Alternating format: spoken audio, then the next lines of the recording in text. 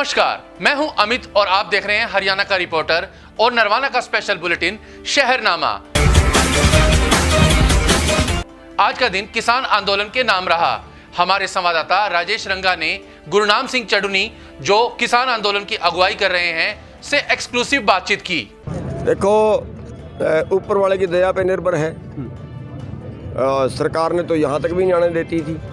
यहाँ तक भी हम कई बैरियर तोड़ के पहुँचे हैं, पानी की फुहारें खाई हैं, कईयों ने लठ भी खाए हैं, और हो सकता है पीछे मुकदमे भी दर्ज करें, क्योंकि पहले ही 28-30 मुकदमे पहले दर्ज कर चुके हैं। तो लेकिन मेरा कहना ये है कि जिस तरह से सरकार कर रही है, ये रवैया लोकतांत्रिक नहीं है। अगर जनता अपनी बात कहना चाहती है तो सरकार अगर जनता की है, लोगों की सरकार, लोगों के द्वारा लोगों के लिए, अब मेरे को लगता है कि वो सिस्टम नहीं रहा। अब कारपोरेट की सरकार कारपोरेट के द्वारा कारपोरेट के लिए हो गई है। देश बिक रहा है, जनता चिल्ला रही है, उससे कुछ सुन के राजी नहीं है। और अगर वो जाना चाहते हैं तो आगे बैरिकेड लगाए जाते हैं, पानी के फुहारे मारे जाते हैं। और अभी यहाँ पे तो कितनी क्रूरता है, रात से लेके इन्होंने खुद ब खुद ही जीटी रोड बंद कर दिया, ट्रक लगवा दिए, बैरिकेड लगा दिया, और उस पर पत्थर लगा दिए बड़े बड़े, और ट्रकों की जो है, ट्रक वाले हटा ना लें, भगा ना लें, उनकी बैटरियाँ उतार ली, उनकी चाबियाँ निकाल ली, और पूरा जीटी रोड कब मैं पीछे देख के आया हूँ, कई बसें रुकी हुई हैं, यात्री कितने, कई कारें रुकी हुई हैं जो बीच में फंस के न उधर जाती है न उधर जाती है।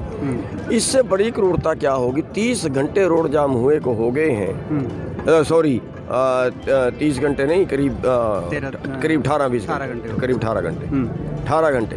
तो उन लोगों की क्या हालत होगी? ये मतलब एक तरह से क्रूरता है। और एम्बुलेंस को भी उन्होंने नहीं निकलने दिया, मिलिट्री गाड़ी को भी नहीं निकलने दिया, जबकि इनसे अच्छे तो हम हैं। जब हम मिलिट्री गाड़ी को भी निकालते हैं, हम एम्बुलेंस को भी निकालते। एक तरफ तो ये कहते हैं हमारे हाथ में कुछ नहीं है, कानून सेंट्रल गवर्नमेंट के हैं। दूसरी तरफ अगर हम सेंट्रल गवर्नमेंट के पास जा रहे हैं, ये कहते हैं हम तुम्हें जाने भी नहीं देंगे। भाई हमारे खिलाफ कुछ कर दिया, हम उसके बात कहने के लिए अपनी चुनी हुई सरकार के पास जाना चाहते हैं, ये कहते हैं हम तुम्हें नहीं जाने देंगे। ये फिर लोकतंत्र कहाँ है? ये तो क्रूरता है, और ये क्रूरता हमारा देश बर्दाश्त नहीं करेगा। और देश में जो सिस्टम चल रहा है कि पूरे देश का कारोबार उन लोगों को बेच दिया जाए जिनसे ये रिश्वत लेते हैं, जिसको चुनावी चंदा कहते हैं, उस कारपोरेट को बेच दिया जाए। ये देश जो सोने की चिड़िया थी, वो देश आज देश के गरीब 107 देशों में, भुखमरी वाले 107 देशों में 94 नंबर पे पहुंच गया है। ये है सोने की चिड़िया देश की हालत। जाए किसी तरीके से, ठीक है। और ये जो इन्होंने हाईवे जाम कर दिया ना, ये हमारा काम तो इन्होंने कर दिया जी। अपनी मांगों को लेकर रोडवेज कर्मचारियों के चक्के जाम का मिला जुला असर रहा।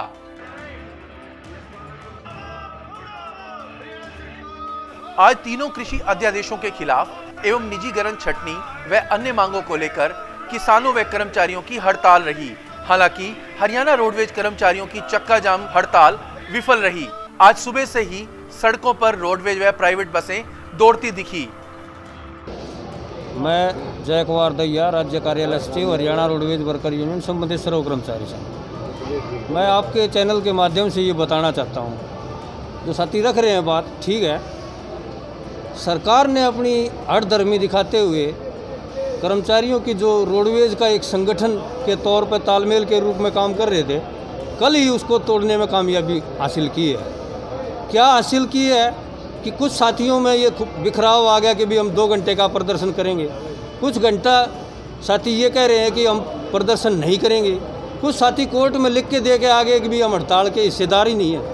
लेकिन हरियाणा रोडवेज वर्कर यूनियन, संबंधित सर्व कर्मचारी संघ, अखिल भारतीय राज्य कर्मचारी महासंघ के नीचे काम करने वाला संगठन है, और ट्रेड लाइन के आधार पर अपनी यूनियन की काल थी पूरे दिन की, और 1 दिवसीय हड़ताल पूर्ण रूप से सर्व कर्मचारी संघ से संबंधित सभी यूनियनें आज कर रही हैं। जो आप कह रहे थे हड़ताल विफल, हम दावा करते हैं, आपके सामने खड़ी है गाड़ी, हरियाणा रोडवेज की तीसरी गाड़ी है ये, सुबह 3:30 बजे, जबकि 4:20 पे हमारा पहला टाइम होता है रोहतक की। 3:30 बजे इन्होंने आगरा और हरिद्वार के लिए गाड़ी निकाली है। कौन सा तात्पर्य बनता है? खाली गाड़ियों को यहाँ से बाहर निकाला गया है। सरकार एकदम से बिल्कुल तहस नहस को नज़र देखते हुए सरकारी कर्मचारियों का उत्पीड़न कर रही है। प्राइवेट ड्राइवर आते हैं, प्राइवेट गाड़ियों का रंग है रोडवेज के रूप में रंग करवा दिया। जनता को ये दिख रहा है कि भी रोडवेज की बसें चल रही हैं, लेकिन मैं दावा करता हूँ इन 3 गाड़ियों के सिवाय रोहतक डिपो से फिलहाल आप समय देखो, अब तक कोई भी गाड़ी प्रस्थान नहीं कर रही है। सिर्फ 2 गाड़ियाँ गई हैं, वो हो सकता है सांपला से या इधर अपना बामणवास से वापस आ गई हो, क्योंकि हम अपने धरने को पूर्ण रूप से एक जो अमली जामा पहनाने का काम कर रहे हैं। धीरे धीरे कर्मचारी हमारे बीच में आ रहे हैं, बढ़ रहे हैं, हम बिल्कुल सहयोग की अपील कर रहे हैं। और जो जागरूक कर्मचारी है वो पूर्ण रूप से चक्का जाम का ये ऐलान कर चुका है और रजिस्टर में अपनी हड़ताल भरवाएगा, ये गारंटी की बात है। आज रोहतक में संविधान निर्मात्री सभा के सदस्य व स्वतंत्रता सेनानी रणवीर सिंह हुड्डा की जयंती उनके समाधि स्थल पर मनाई गई। आज रोहतक में पूर्व विधानसभा निर्मात्री सभा सदस्य एवं पूर्व मुख्यमंत्री भूपेंद्र सिंह हुड्डा के पिता स्वर्गीय रणवीर सिंह की रोहतक में 106वीं जयंती मनाई गई। इस अवसर पर पूर्व मुख्यमंत्री भूपेंद्र सिंह हुड्डा व कांग्रेस के राज्यसभा सदस्य दीपेंद्र सिंह हुड्डा ने मुख्य तौर पर शिरकत की। वहीं मैग्सेस पुरस्कार विजेता राजेंद्र सिंह ने भी रणवीर सिंह को याद किया। श्रद्धांजलि सभा के दौरान पूर्व राज्यसभा सांसद शादीलाल बत्रा, पूर्व विधानसभा स्पीकर रघुवीर कादयान, रोहतक कांग्रेस विधायक बीबी बत्रा, पूर्व मुख्यमंत्री भूपेंद्र सिंह हुड्डा की धर्मपत्नी आशा हुड्डा व हजारों कांग्रेस कार्यकर्ताओं ने स्वर्गीय रणवीर सिंह के चित्र पर पुष्प अर्पित करके श्रद्धांजलि अर्पित की। बाद में पत्रकारों से बातचीत करते हुए पूर्व मुख्यमंत्री भूपेंद्र सिंह हुड्डा ने किसान आंदोलन समेत कई मुद्दों पर अपनी बात रखी। देखिए, यही इन्हीं मूल्यों में कहना, इन्हीं मूल्यों के लड़े थे। स्वतंत्र होना चाहिए, देश को सबको अपना अधिकार है। किसान जो आज उठा रहे हैं इनकी भी बात चीज से निपटाना चाहिए। दबाने से कभी दबती नहीं आवाज। सर, जो जिस तरह से लाठीचार्ज का बल प्रयोग किया गया और ये कहा गया कि सरकार की तरफ से कि रास्ता रोका गया है, इसलिए जो है देखिए, कानून तो कोई हाथ में लेते, लेकिन जिस प्रकार से कल मैं देख रहा था जो वाटर कैनन छोड़े गए कोरोना काल में, तो वाटर कैनन और ज़्यादा बीमारी को बढ़ाएगा, ठंडे उसमें। तो बहुत सरकार को भी संयम से काम लेना चाहिए और बातचीत करें उनसे। वो बातचीत करने तैयार है, जो भी बात करें उनका समाधान निकालना चाहिए। जैसा शुरू में मैंने कहा था जब ये 3 कानून इन्होंने बनाए थे कि चौथा कानून और लेके आए कि एमएसपी से कम कोई भी खरीद करेगा उसको सजा का प्रावधान होना चाहिए। अच्छा, किसान भी यही बात कह रहे हैं कि भाई एमएसपी उसमें मेंशन की जाए, आप लोगों ने भी यही कहा है, इसमें सरकार क्यों नहीं कर रही, क्या मंशा लगती है उसकी? ये तो देखो, हम तो एपीएमसी में हम पहले भी अमेंडमेंट लेके आए थे और ये कानून हमने रूल बनाए थे हरियाणा में। अब फिर जो विधानसभा का स्तर आएगा उसमें फिर हम अमेंडमेंट लेके आएंगे। पहले उसमें जो है ना पेनल्टी का प्रावधान था, अब सजा का प्रावधान करेंगे। हरियाणा में माहौल तनावपूर्ण बना हुआ है, अलग अलग स्टेट से, राजस्थान की बात होते पंजाब के किसान आए हुए हैं, दिल्ली कूच कर रहे हैं, हो सकता है कि माहौल यहाँ पे बिगड़े। आप पूर्व मुख्यमंत्री रह चुके हैं प्रदेश के 10 साल तक, क्या सलाह देना चाहेंगे, इस हालात से कैसे निपटा जाए? नहीं, बड़े संयम से बातचीत से इसको हर चीज़ का समाधान होता है। बातचीत से के जरिए इसको समस्या का समाधान किया जाए। माहौल बिगड़ने नहीं देना चाहिए सरकार को भी और लोगों को भी। मैं कहता हूँ माहौल बिगाड़ने की बात नहीं है और सरकार को तुरंत उनसे बात करके और इसका समाधान निकालना चाहिए। अच्छा, हुड्डा साहब, पानीपत में जो घटना घटी है, पीड़ित परिवार ने कहा कि अभी तक कोई कार्रवाई नहीं की। हालांकि बीजेपी ये कहती है कि उनका कार्यकर्ता था, लेकिन पीड़ित परिवार अब भी सहमा हुआ है और वो काफ़ी सदमे में है। देखिए, मैं तो गया था वहाँ, मैंने कहा था भाई दोषी हो उसको छोड़ा ना जाए, निर्दोष का सजा नहीं जाए। अब क्या किस लेवल की वो इंक्वायरी कर रहे हैं मेरे को मालूम नहीं है, लेकिन जो दोषी है उसको सजा मिलनी चाहिए। आज रोहतक में राज्यसभा सांसद दीपेंद्र सिंह हुड्डा ने सरकार पर जमकर निशाना साधा। लेकिन सरकार जगह जगह बैरिकेड और वाटर कैनन। बड़े दुर्भाग्य की बात है कि आज हम संविधान दिवस की बात कर रहे हैं, चौधरी रणवीर सिंह जी की जयंती के उपलक्ष्य में हम सब एकत्रित हो रहे हैं और संविधान की जो मूल भावनाएं हैं, प्रजातंत्र की स्थापना में जो मूल भावनाएं थी, स्वतंत्रता, अपनी बात रखने की स्वतंत्रता, तो आज़ादी है सभी देशवासियों को कि वह सरकार के किसी कानून या किसी फैसले के खिलाफ भी अपनी आवाज़ उठा सकते हैं। ये आज़ादी किसानों को भी आज इस देश का संविधान देता है। मगर दुर्भाग्य की बात यह है कि किसान अपनी जायज़ मांगों के लिए इस बहरी सरकार के कान में अपनी जायज़ मांगे पहुंचाने के लिए संघर्ष कर रहे हैं, तो उनके संघर्ष को दबाया और कुचला जा रहा है। इसकी मैं जितनी हम घोर से घोर निंदा करें वो कम है। आज मैं देख रहा था कि टोल, आपने भी देखे होंगे जो टोल हैं अपना, अभी आसोदा टोल से हम आए, बॉर्डर से आए, छावनियाँ जो है ज़िले के ज़िले हमारे बॉर्डर छावनियों में तब्दील हो गए। इतनी पुलिस फोर्स और बाकी जो फोर्सेस सरकार ने लगाई हैं, ये किसान हैं अपनी प्रजातांत्रिक तरीके से अपनी जायज़ मांग केंद्र सरकार के कान तक पहुंचाने की कोशिश कर रहे हैं। ये कोई जो है इस प्रकार से कोई अपराधी नहीं है कि आप छावनियाँ बना दो, अपने पूरे प्रदेश को आज छावनी में तब्दील करने का काम इस सरकार ने किया। मैं इसको बहुत गलत मानता हूँ। हम किसानों के पूर्णतः साथ हैं, किसानों की मांग जायज़ है। सर्वप्रथम चौथा कानून बने, इसकी मांग आपको याद होगा रोहतक में चौधरी उपेंद्र सिंह हुड्डा जी ने रखी थी, मैंने स्वयं रखी थी। जब ये 3 अध्यादेश सरकार लेके आई थी, उसी समय हमने कह दिया था कि अध्यादेश गलत हैं, और जब तक चौथा कानून ऐसा नहीं बनेगा जिसमें एमएसपी की गारंटी किसान को मिले, निजी खरीद में भी, हमें कोई निजी कंपनी खरीद करे उससे तकलीफ़ नहीं, हमें ये तकलीफ़ है कि निजी कोई कंपनी किसान का शोषण करके एमएसपी से नीचे किसान से फसल की खरीद करे। और इसके लिए एक चौथा कानून अति आवश्यक है, जिसके बिना कोई और आश्वासन का कोई मायने नहीं है। तो आज ये मांग बिल्कुल जायज़ है, किसानों की मांग सुनी जाए। हम पूरी तरह किसान के समर्थन में, और सरकार जिस तरह से कार्रवाई कर रही है, कल भी हमने देखा जो है बौछारों के माध्यम से, वाटर कैनन के माध्यम से किसानों को सर्दी में, और बड़े जो है कई किसान तो बहुत बड़ी उम्र के जो है किसान हैं, तो ऐसे समय में इस तरह का जो ये बहुत ही निर्दयता से किसान आंदोलन को दबाने की कोशिश सरकार को भारी पड़ेगी। क्या मंशा लगती है सरकार की? ये कहा जा रहा है कि विपक्ष द्वारा बरगलाया जा रहा है किसानों को, और इसलिए जो है देखिए, इसमें आप ये कहीं बरगलाया जा रहा है या जनादेश अभी बड़ौदा के अंदर देखा आपने, ये एक बहुत महत्वपूर्ण मुद्दा था।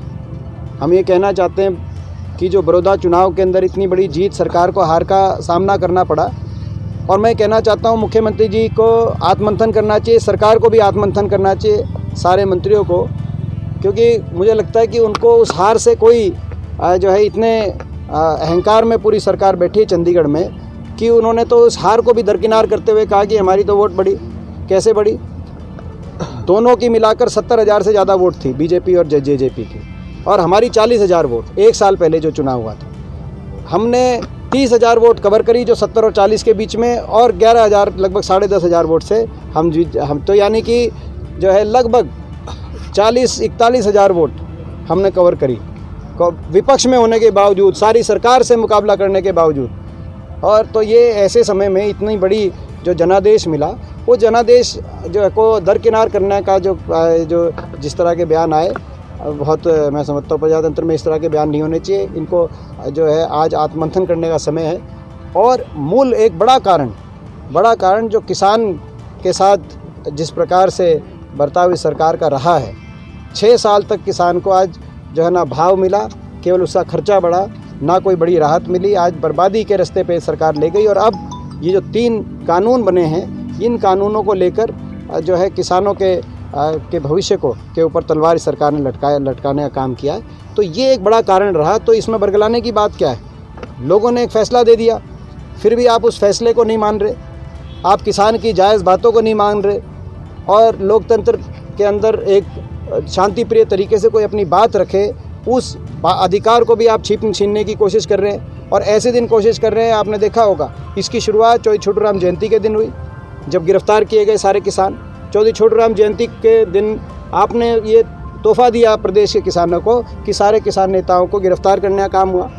और संविधान दिवस और चौधरी रणबीर सिंह जयंती के उपलक्ष्य में संविधान को तार करते हुए उनसे वो अधिकार भी छीनने का काम हो रहा है, जो लोकतंत्र के अंदर किसी को भी विरोध करने का अधिकार। आपके अनुसार क्या करना चाहिए सरकार को सिचुएशन को हैंडल करने के लिए? देखिए, सरकार को सकारात्मक रवैये से किसान से बात करके और इसका समाधान करना चाहिए। दुर्भाग्य ये है कि ये इतने अहंकार में डूब गई है सरकार कि इनको अपने अलावा कोई बात सही नहीं दिखाई देती। ये गलत कानून भी बनाए तो भी उसकी मार्केटिंग करने लग जाते हैं कि किसानों के हक में यही है, और वो इतना उसमें मार्केटिंग में पैसा खर्च करने लगते हैं, इश्तिहार, टीवी चैनल कि भाई ये हमने किसान के कि जो बात जो है अपना रात को दिन दिखाने की कोशिश करते हैं। तो ये असली बात ये है कि आज के दिन ये जो किसान जो इतना उठ खड़ा है, 2 प्रदेशों के किसान को जो है ये सबसे ज़्यादा चोट इन कानूनों से लगेगी, वैसे तो देश के किसान को लगेगी। आज नरवाना पुलिस ने किसान आंदोलनकारियों को नरवाना में हिरासत में ले लिया। हमारे संवाददाता नवीन ने इन किसानों से एक्सक्लूसिव बातचीत की। नरवाना के सदर थाना में पहुंचे हैं। यहाँ पर आज किसानों को गिरफ्तार किया गया। जिस प्रकार 26 नवंबर को दिल्ली का घेराव था किसानों के द्वारा पूरे भारत के अंदर, उसको लेकर आज किसानों ने जो जाने का जो फैसला किया था, लेकिन सरकार ने उनके विपरीत उन्होंने क्या किया, उनको गिरफ्तार कर लिया गया। और अब नरवाना से हम ये रिपोर्ट दे रहे हैं, नरवाना के जो किसान थे उनको गिरफ्तार करके सदर थाना लेके आए हैं। किसानों से पूरी बात पूछेंगे। सरकार की तो ये मूर्खता है, जैसे हमारे को यहाँ गिरफ्तार कर लिया। 2 ट्रेली हैं हमारे बहुत सारे साथी जो बिना ट्रेली गए हैं, वो चले भी गए दिल्ली, करनाल भी गए हुए हैं हमारे साथी। लेकिन हमने ये था कि सामान भी अपना चाहिए, और हो सकता है दिल्ली में 2-3 दिन लगे, तो इसलिए ये ट्रैक्टर किए हुए थे। 3 ट्रैक्टर हमारे अभी शहर में भी हैं, और वो प्रदर्शन कर रहे हैं पार्क में सर्व कर्मचारी संघ के साथ मिलकर। और कुछ लोग हमारे अपने साधनों से जो ट्रैक्टरों के बिना गए हैं, वो दिल्ली के लिए निकल गए। यूनियन की तरफ से कोई संदेश आया आपको कि जो आपका आंदोलन है वहाँ पर कब तक रहाई करोगे? देखिए, वैसे तो केवल 2 दिन के लिए हमारा प्रोग्राम आज 26 तारीख और कल 27 तारीख के लिए है, लेकिन जिस तरह की ज्यादतियाँ राज्य की सरकारें कर रही हैं, विशेषकर हरियाणा की सरकार कर रही है, उसको देखते हुए हो सकता है शाम तक हमें कोई नया संदेश मिले। और ये ज़रूरी नहीं है कि हमने फिर 26-27 में ही दिल्ली जाना था। दिल्ली हम 28 को भी जा सकते हैं, आगे भी जा सकते हैं। हमारी केंद्रीय कमेटी की मीटिंग होगी 3 बजे, और 3 बजे जो भी आगामी फैसला होगा उसके अनुसार कार्रवाई होगी। आज जो किसानों के साथ इतनी बड़ी ज्यादती की है, इससे साफ जाहिर होता है कि जो भारत सरकार और हरियाणा सरकार के अंदर जो आज इतनी बड़ी किसानों के साथ ज्यादती की है कि प्रजातंत्र का सीधा हनन है। किसान शांतिमय तरीके से अपनी बात रखने के लिए दिल्ली कूच कर रहा था, लेकिन इनके पाप उछल रहे हैं अब असलियत में। इसने इस देश की जो सरकार है, इस बेईमान सरकार है ये, इसका ये खतरा है कि भाई किसान आकर यहाँ अपना तेरी सरकार को खतरा है, दिल्ली को तोड़ेंगे। और इनकी एक बहकावा है, किसानों का एक डर बैठा रहा है लोगों के अंदर कि भाई किसान तो एक उग्र रूप लेकर आएंगे। हमारे संवाददाता नवीन ने आंदोलन के कारण जाम में फंसे लोगों से बातचीत की कि वह किस प्रकार की कठिनाइयों का सामना कर रहे हैं। रिपोर्टर में आपका स्वागत है, मैं नवीन। यहाँ पर जो गढ़ी और उजाना के बीच में हाईवे पड़ता है, यहाँ पर पुलिस प्रशासन के द्वारा इस रोड को बंद किया गया है ताकि आगे जाकर जो पंजाब और हरियाणा का बॉर्डर पड़ता है वहाँ पर लोगों को किसी प्रकार की दिक्कत ना हो और वो वहाँ से वापस ना आए। तो इसको लेकर यहाँ पुलिस प्रशासन ने पहले ही यहीं पर रोक लगा दी है कि आप आगे ना जाएं, ताकि वहाँ से जाकर किसी प्रकार की कोई परेशानी ना हो। तो यहाँ हम दिखा देते हैं जिस प्रकार से यहाँ पर व्हीकल खड़े हुए हैं, और काफ़ी संख्या में यहाँ के जो लोग हैं, साधन वाले हैं, व्हीकल वाले हैं, वो भी खड़े हैं। तो दिखा देते हैं पीछे की तस्वीरें जहाँ काफ़ी संख्या में लोग खड़े हैं। और हमारा चैनल हरियाणा का रिपोर्टर आप देखते रहिए। रात को 8 बजे 100 नंबर टीवी पे आता है और शहरनामा के नाम से। हमारे साथ कुछ जो अपने व्हीकल है लेके जा रहे थे, इनसे पूछ लेते हैं क्या इन्हें भी कोई दिक्कत आती है। सर नमस्कार, कहाँ से हो? सर हम लुधियाने से हैं। लुधियाने से कहाँ जाना था? हमने गोविंदगढ़ जाना है। अच्छा। और हम कल से खड़े हैं, अभी तक रास्ता नहीं खुला। अच्छा। क्या क्या दिक्कत आ रही है? बहुत प्रॉब्लम आई हुई है, कल से खड़े हुए हैं। माल बहुत अर्जेंट है पार्टी का। अच्छा। और खाने पीने के लिए बहुत दिक्कत हो रही है हमें यहाँ पे ढाबे वाला भी हमें बहुत ज़्यादा पैसे ले रहा है हमसे। अच्छा। खाने पीने के लिए। अब देखो 3 दिन हो गए, 2 दिन हो गए, भूखे मर रहे हैं, प्यासे हैं, न पानी गाल रहा हमारे को, होटल वाला भी परेशान कर रहा है, अभी डबल पैसे ले रहा है। हम कहाँ से पैसे लेके आए? हमारे को घंटीगत पैसा दे के करना था, कंपनी गाड़ियाँ चलाते हैं, तो क्या ढाबे वाला नहीं लेता? ढाबे वाले ये इधर किसके पास गूगल है? स्कैन नहीं है उसके पास, कौन से देगा? कागजात 2 दिन और कैश लेता है। कैश लेता तो कैश कहाँ से लेंगे? यहाँ ATM कहाँ है? पैदल गाड़ी को जाने की साधन नहीं है। हर एक आदमी को टेंशन, को गुजरात से आ रहा है, कोई महाराष्ट्र से आ रहा है, कोई लुधियाना पहुंचना, कोई जम्मू पहुंचना, कोई पठानकोट पहुंचना है, तो रात से खड़े हैं। नहीं, आप जब पीछे से आए तो आपको पीछे किसी ने नहीं रोका। रात 11 बजे मैं बॉर्डर से मुड़ के वापस गाड़ी इधर यहाँ कर लाया हूँ, वहाँ बिल्कुल वहाँ पे बैरिकेड के ऊपर से 11 बजे तक हमारे कोई नॉलेज नहीं। ये तो अभी 2 दिन और रहने वाला है। तो रहने वाला तो हम तो मरेंगे ना बीच में। किसान आपको देख रहे हैं, सरकार अपने तो दिक्कत है। मतलब यहाँ पे इसी काम के लिए दिक्कत नहीं, कोई भी हिंदुस्तान में कोई काम होता तो ड्राइवर को पहले दिक्कत होती है, और ड्राइवर ही परेशान होता है जब भी होता है। तो देख सकते हैं, क्या नाम है आपका? जितेंद्र सिंह, कहाँ से हो? हिमाचल से हूँ।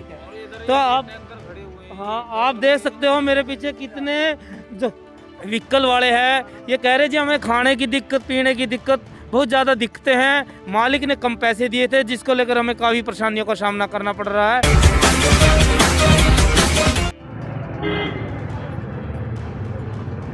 आज सफीदो करनाल लेक पर पुलिस द्वारा आंदोलनकारियों को रोकने के लिए ट्रकों को बैरिकेड की जगह इस्तेमाल किया गया। इस मौके पर करनाल के उपायुक्त, SP व CRPF के जवान मोर्चा संभाले हुए थे। उन्होंने कहा कि किसानों को किसी भी हालात में दिल्ली नहीं जाने दिया जाएगा। प्रशासन द्वारा ट्रकों के जरिए पूरे रास्ते को रोक दिया गया ताकि कोई आंदोलनकारी यहां से जा ना सके। तो हरियाणा के रिपोर्टर में आज के लिए बस इतना ही। लेटेस्ट अपडेट्स के लिए आप हमारा YouTube चैनल हरियाणा का रिपोर्टर व Facebook पेज हरियाणा के रिपोर्टर को लाइक, शेयर व सब्सक्राइब कीजिए। धन्यवाद।